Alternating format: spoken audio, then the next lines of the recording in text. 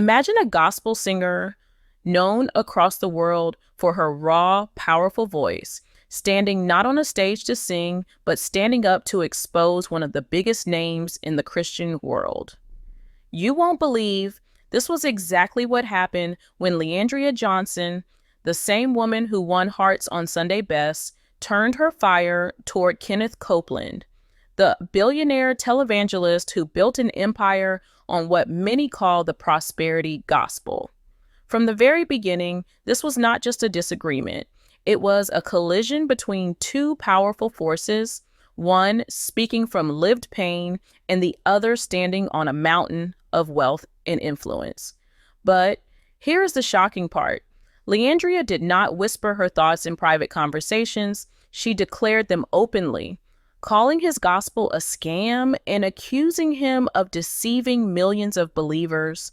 Leandria Johnson had always been different from other gospel stars. She was not polished, she was not pretending to be perfect, and she was not trying to fit into the church's mold. Let me tell you, when she first auditioned for Sunday Best back in 2010, she came wearing flip-flops, not a glamorous outfit like many others. People laughed, some even criticized her for not looking church-ready. But the moment she opened her mouth, the atmosphere changed. Her soulful voice was so strong that judges in the audience were stunned. By the end of the show, she walked away not just as the winner, but as one of the most unforgettable contestants in gospel history. And this is how her journey began: unpolished, unfiltered, but undeniably real. Her realness was her greatest strength, but also her greatest weakness in the eyes of the church. She admitted to drinking, cursing, and openly questioning the hypocrisy she saw inside church walls. Many gospel artists hid their struggles, but Leandria did not. She spoke about her pain, her battles, and her mistakes. This is where it gets interesting because while many church leaders tried to silence her, ordinary people loved her honesty. They saw themselves in her, a believer who was not perfect but still holding on to faith. And that was exactly why her words carried so much weight when she turned her fire toward Kenneth Copeland. Now, Kenneth Copeland was not just another preacher. He was one of the most powerful televangelists in the world, with a ministry worth hundreds of millions. His followers believed in what he taught, that if you gave money to God through his ministry, God would bless you with financial success, healing, and breakthroughs. To many struggling believers, it sounded like hope, but to his critics, it sounded like manipulation. And the craziest part, while his followers gave out of their financial struggles, Copeland lived in a mansion worth millions, owned multiple private jets, and enjoyed a lifestyle far beyond the people who funded his ministry. This was exactly what Leandria could not stay silent about.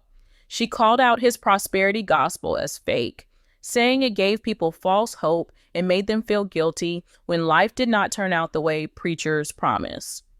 She said, "Right, the prosperity gospel tells you your faith is measured by your bank account. That's not Jesus. That's manipulation."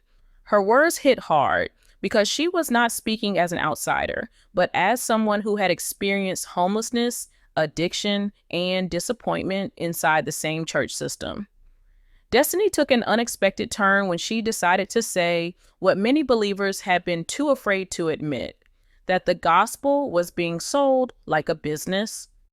When Leandria Johnson spoke those words, the gospel world shook.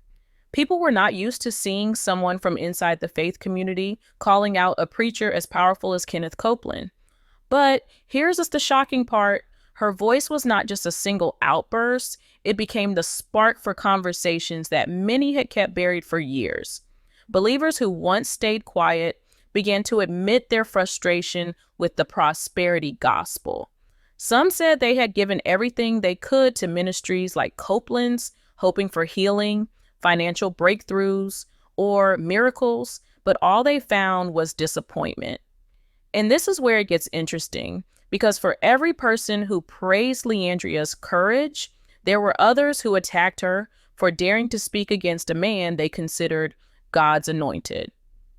Let me tell you, Kenneth Copeland was not someone whose name could be challenged without backlash. His influence stretched across continents. His sermons were broadcast in over 190 countries.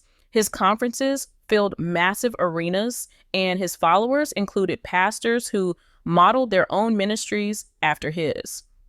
What made this story different? It wasn't just about money, it was about loyalty. To many, attacking Copeland was like attacking the very foundation of their faith. That's why some of his supporters immediately went after Leandria, saying she was bitter, broken, and jealous of his success. They claimed she was disrespecting a man who had helped millions understand God's promises of abundance. But the craziest part, her words also gained massive support on social media. Everyday believers, especially younger generations, began sharing her clips and quotes. They felt she was saying out loud what they had whispered for years, that something about the prosperity gospel felt wrong. They were tired of being told that their lack of money was because of their lack of faith. They were tired of giving offerings while still struggling to pay rent. They were tired of watching preachers live like celebrities while they lived paycheck to paycheck. And suddenly, Leandria Johnson was not just a singer, she was becoming a voice for a silent movement. At the same time, Kenneth Copeland himself was not silent. He had faced criticism many times before, and each time he defended his message with confidence. He believed he was walking in God's abundance and showing believers what faith could achieve. But here is the shocking part. This time felt different. This was not a critic from outside Christianity. This was a gospel star, someone who had lived inside the church system, who had won awards, who had been celebrated by the same faith community, now divided over her bold accusations.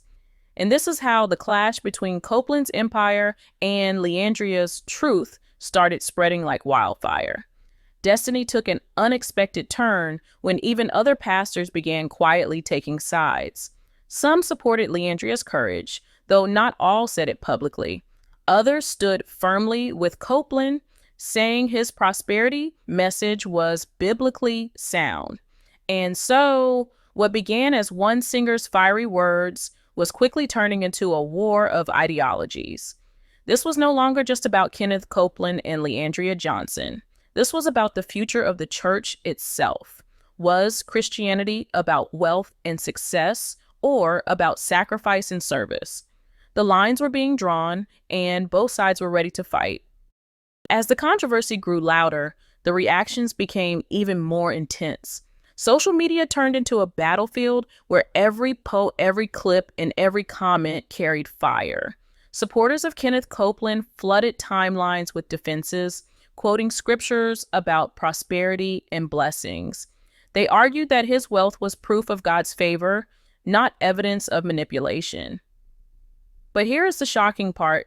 Leandria's supporters were just as strong, sharing her words like rallying cries. They reminded everyone that faith was never meant to be sold, and that Jesus himself lived humbly, never chasing after mansions or private jets. This is where it gets interesting because for the first time in a long while, the prosperity gospel was being questioned by believers themselves, not just critics from the outside. Let me tell you, this was bigger than one woman's voice. Churches across America began to feel the ripple effect. Some pastors preached entire sermons defending prosperity teachings, warning their congregations not to be swayed by what they call rebellious voices. Others, however, quietly admitted that Leandria had a point. They had seen too many broken promises, too many believers discouraged when their financial situation never changed despite giving faithfully. What made this story different? It was not happening behind closed doors. It was unfolding in the open, with millions watching every development online. The craziest part was how personal the debate became. Ordinary believers started sharing their own stories. People admitted how they had emptied savings accounts, maxed out credit cards, and even skipped paying bills just to give offerings, believing their seed would be multiplied.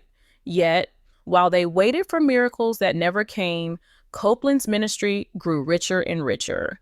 For those who lived through that pain, Leandria's bold words were like someone finally speaking the truth they had carried silently for years. But here is the shocking part.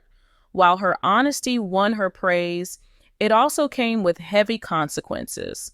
Some gospel industry insiders began to distance themselves from her, afraid that aligning with her would cost them opportunities in churches and conferences connected to prosperity preachers.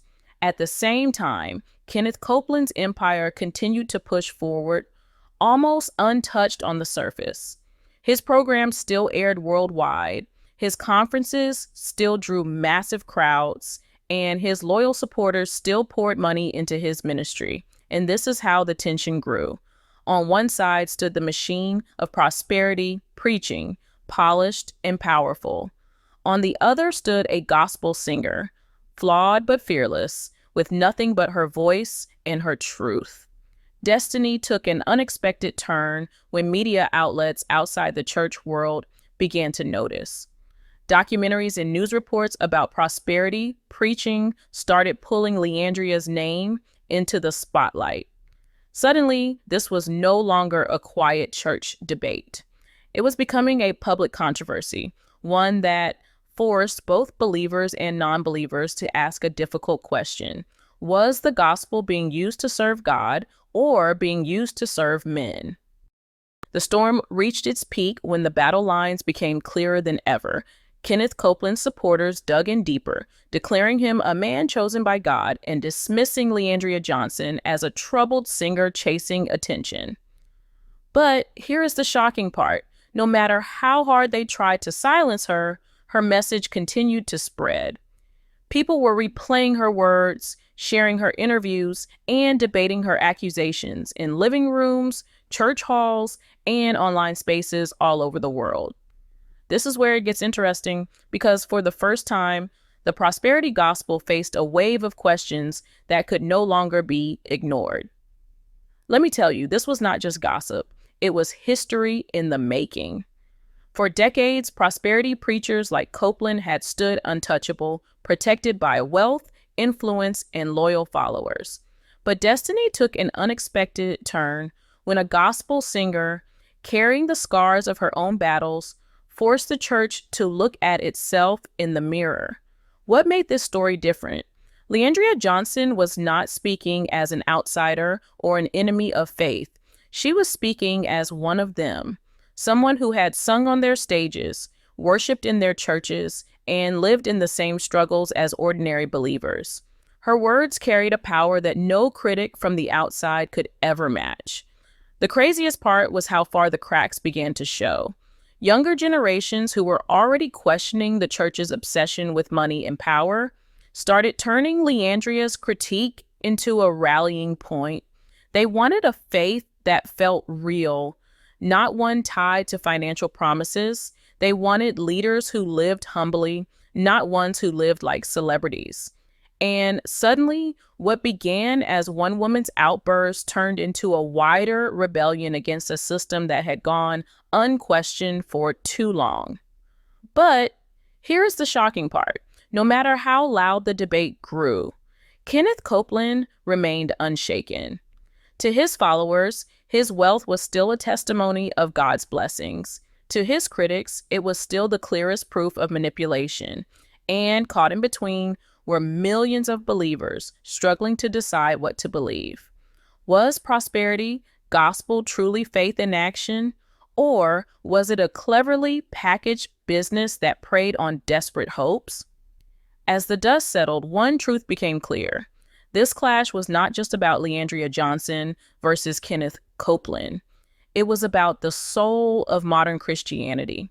It was about whether the gospel would remain tied to wealth and success, or whether voices like Leandria's would pull it back to sacrifice, grace, and truth. And trust me, the conversation was far from over.